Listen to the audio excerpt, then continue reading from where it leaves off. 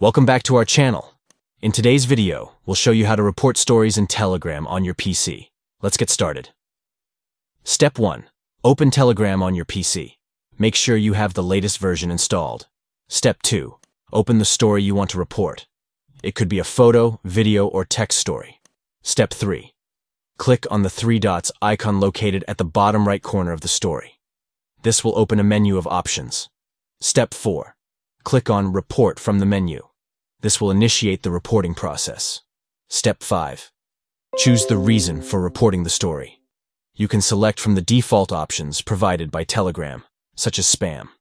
If none of the default options match your reason, click on Other and write your specific reason. Step 6. Finally, click on the checkmark icon to confirm and submit your report. And there you have it. You have successfully learned how to report stories in Telegram on your PC. Thank you for watching this tutorial. If you found it helpful, don't forget to give this video a thumbs up and subscribe to our channel for more useful tips and tricks. If you have any questions, feel free to leave them in the comments below. Until next time, stay safe and happy reporting.